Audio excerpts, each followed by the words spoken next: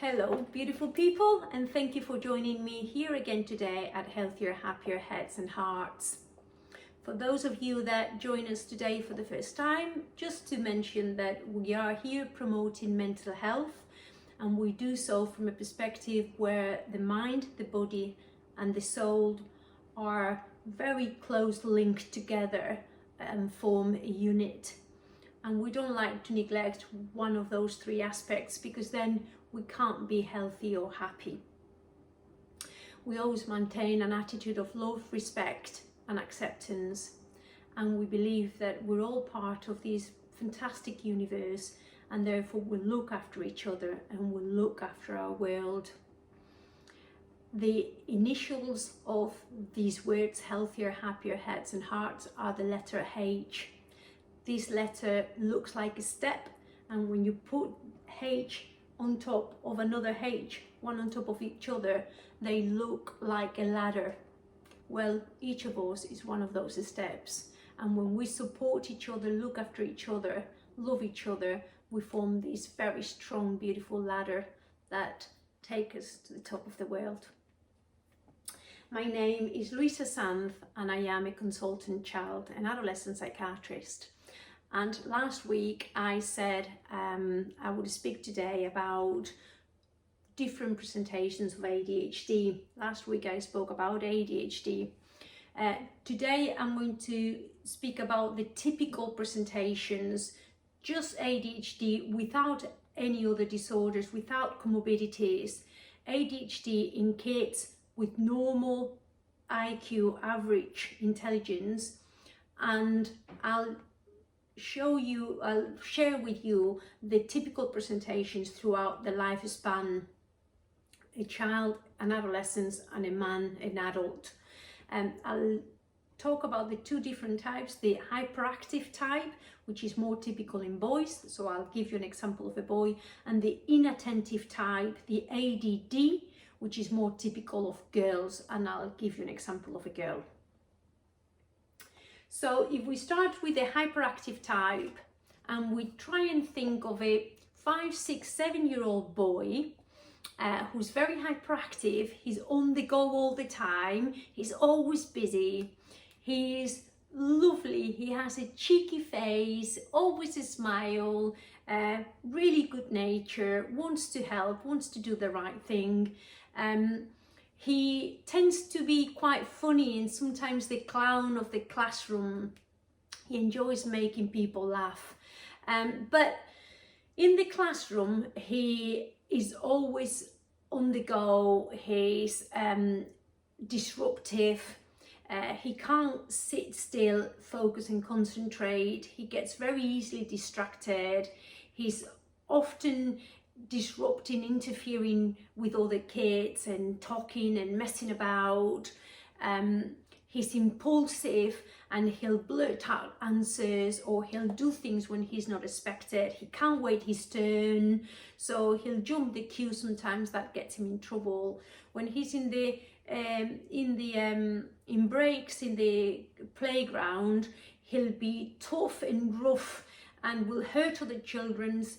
Won't intend to do so, but will do accidentally because he's so rough and hyperactive and impulsive.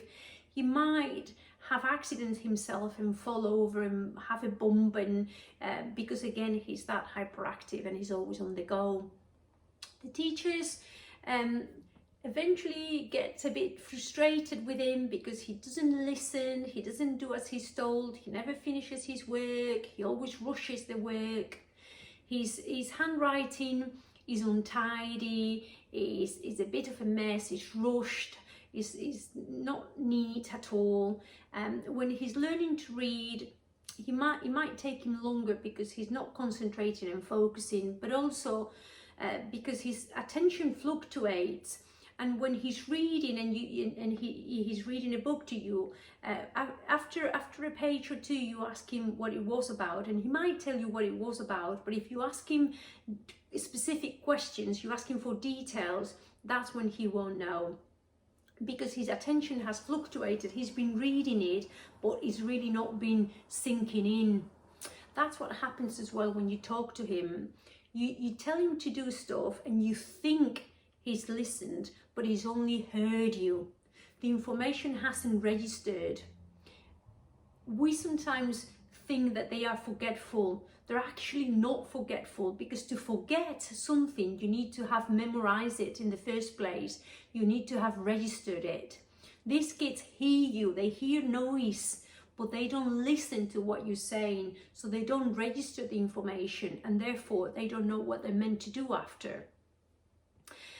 In order for us to make sure that they listen to us, we need to make eye contact with them. We need to hold their hands, so you're really bringing them to here and now, and you need to tell them what you want them to do, and then ask them to repeat it back to make sure they've actually registered that information, because even when you're looking at them, they might still be in their own world.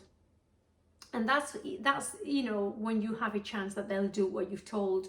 Only a chance, because once they've gone off, they'll get distracted very easily and they'll forget. Then yes, they will forget what you've told them, because they'll get distracted with something else.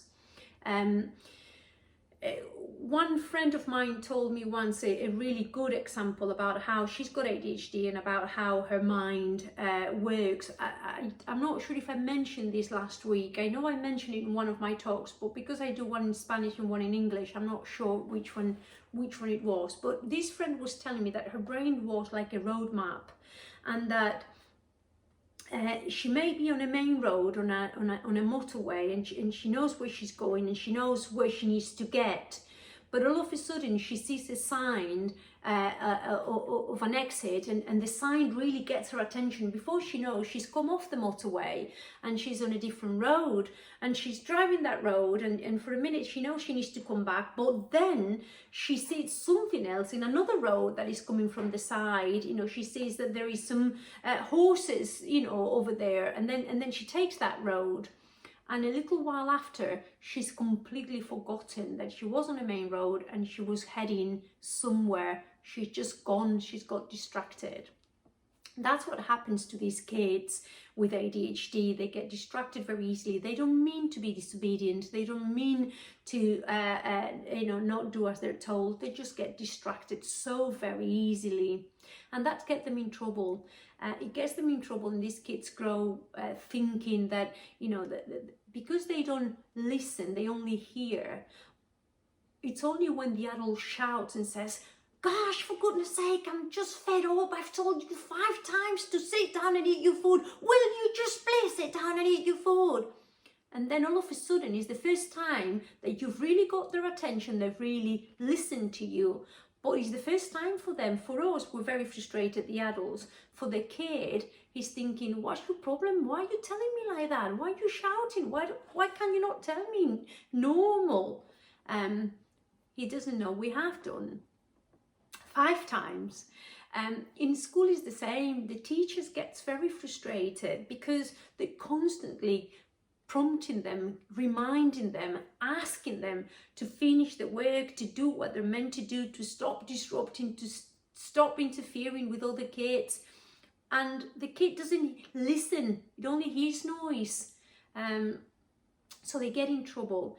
And as you can imagine, these kids grow up being told off all the time, because they don't hear the 3, 4, 5 times before. They just hear the told off, the shouting.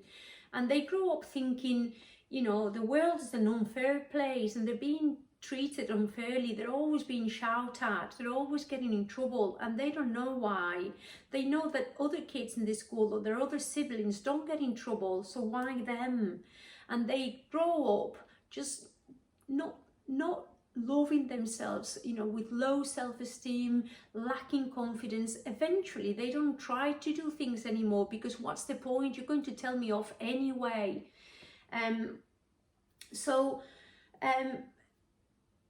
As they progress in school, they're falling behind more and more academically. They reach adolescence and they are quite behind academically. They're not in primary school anymore. They don't have one teacher anymore that knows them. Now they have lots of teachers. They're in secondary school. The demands for attention and concentration, you've got to concentrate for much longer in high school. You have to keep your focus. But the expectations are that now you are, 13, 14, 15, 16, you're supposed to be independent, you're supposed to be self-sufficient, you're supposed to bring the equipment to school that you need, and it's not allowed that you forget your PE kit when you've got PE lesson, that you forget your calculator when you've got a maths exam, that your payment for the trip is overdue a week now and you still haven't brought the money, and all those things are getting you in trouble. But as you remember from last week, this kid's done the executive functions, those that allow him to plan, to organize themselves, to analyze the information, to outweigh information, to make the right decisions. Those executive functions are very, very weak. They have problems with them, so they don't do all the right things, and they get in trouble.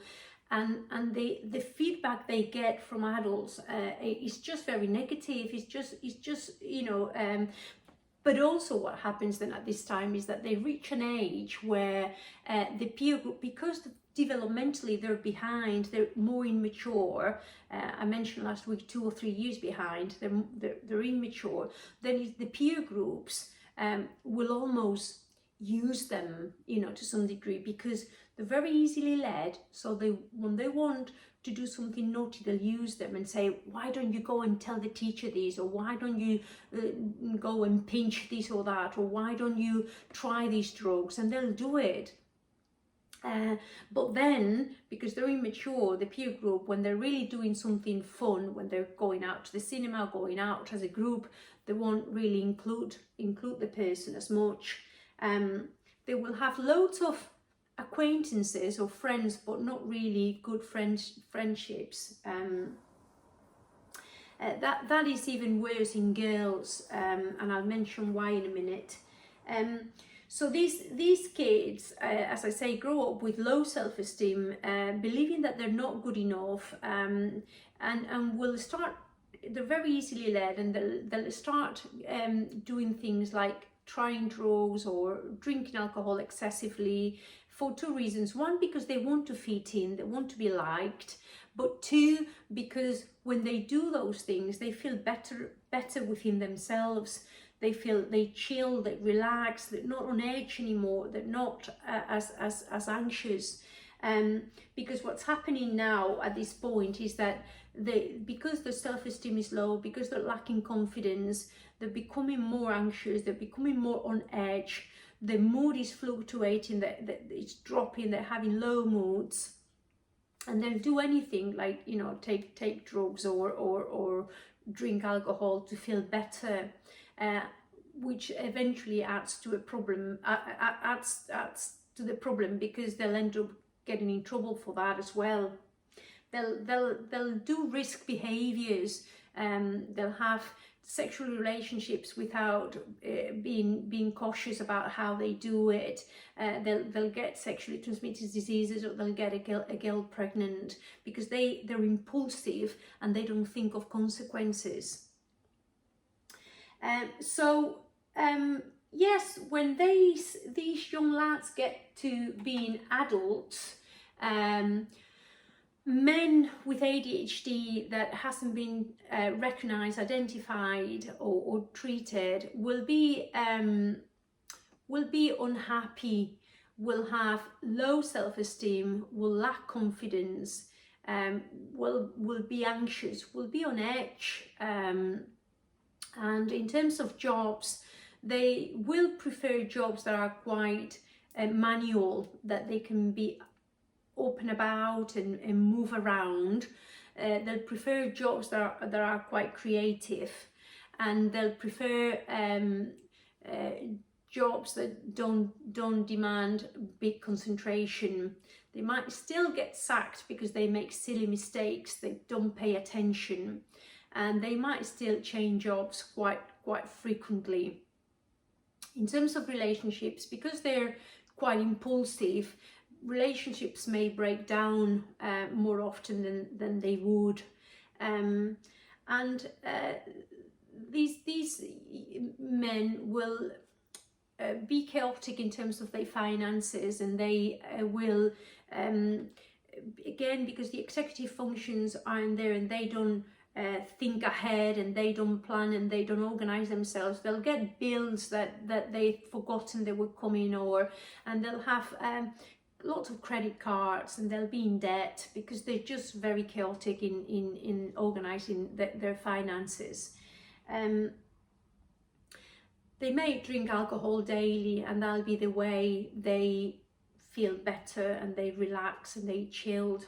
And they may end up going to the GP for antidepressants, maybe if they're brave enough to accept that they have a problem.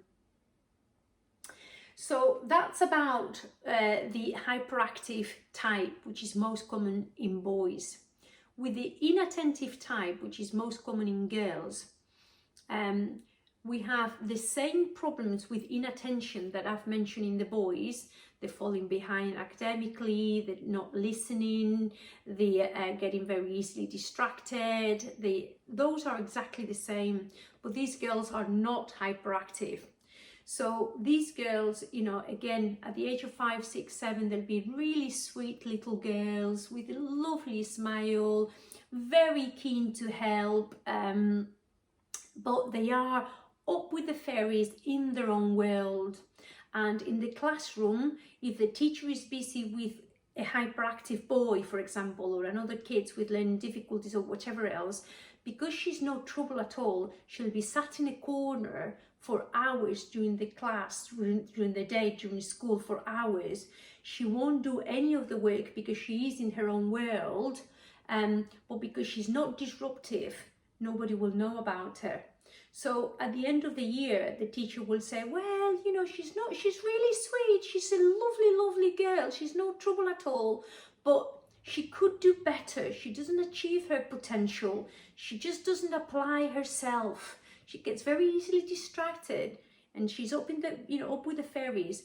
But year after year after year, she's falling behind more and more, and she's starting to believe that she's stupid, that she's thick, that she's not clever at all, and she gets in trouble because by then the teachers have, you know, noticed her, and the parents are getting really frustrated because she just doesn't do as she's told, you know, and she never does at home. She never goes and gets ready for bed. She never, you know, going to school in the mornings is really stressful because she's just in her own world. And, you know, just like it is with the boys, but with the boys, you know, they also don't listen, and they also don't get ready for the school.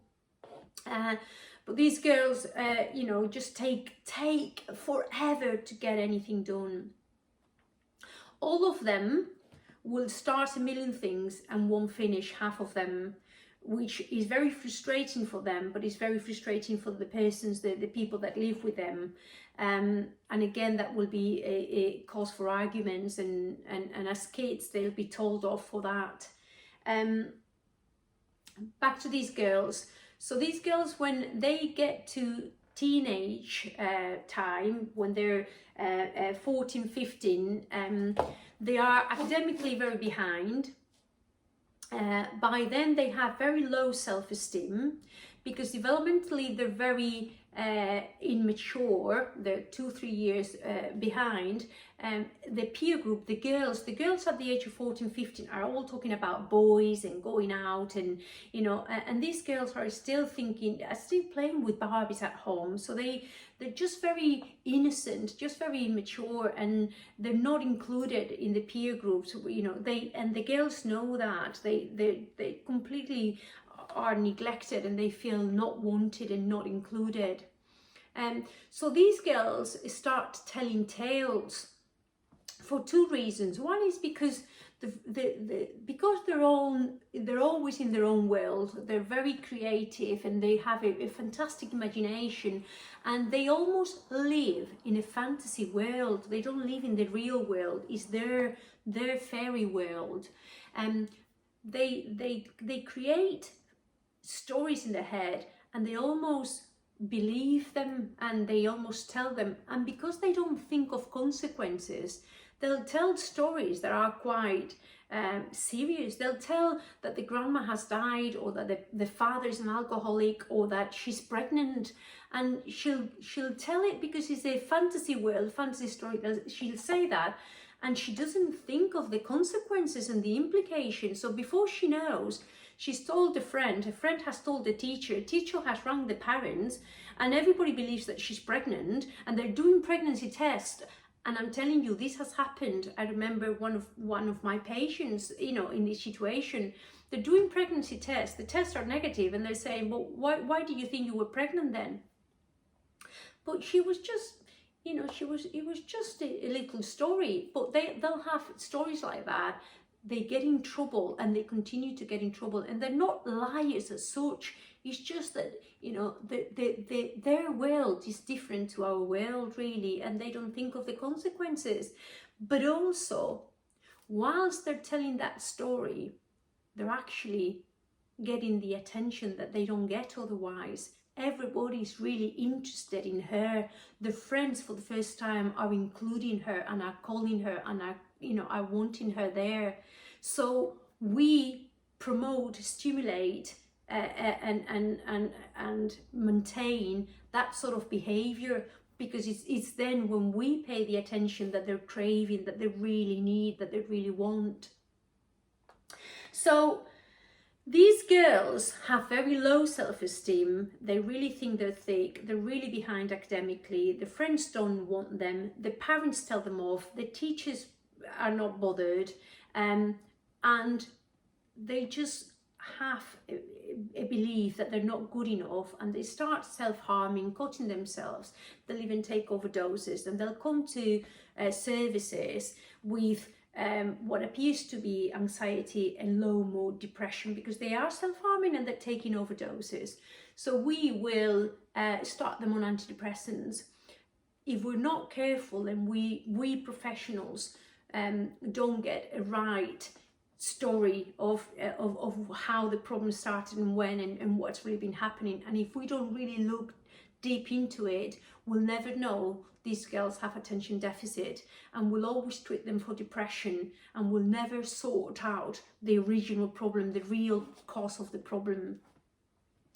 As adults, these girls, women will struggle to keep jobs, because they make very silly mistakes, because they get distracted so easily and they don't pay enough attention. Financially, they'll struggle as well. They'll always be on credit cards. They'll get bills that they didn't even know they were meant to come, and they're always either borrowing money, getting loans, or just paying with credit cards. They may be victims of abusive relationships because they're desperate for attention. They really want to be loved and wanted, and because they're easily led, there'll be someone that has a stronger personality that can be abusive, and they'll just tolerate that because they have a good nature, and they don't have any self-esteem, and they don't love themselves, and they'll allow themselves to be treated that way. They will be on antidepressants maybe for life, because they will be unhappy always. They'll get in trouble easily, and they'll have accidents. They'll have little bumps with the car because they get distracted, and because they're not focusing. They'll be driving, and they'll forget the exit. They'll go much farther. They'll get lost.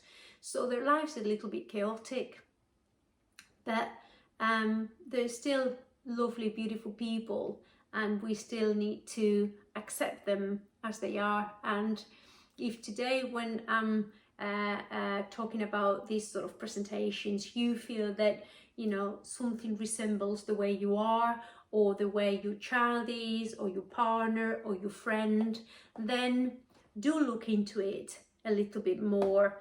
And if it feels right, then go to the GP and explain what you think, share what you think, and try and get help for you or for your loved ones. Next week, I will speak about ADHD and comorbid presentations, which presents very, very differently to what we've spoken today.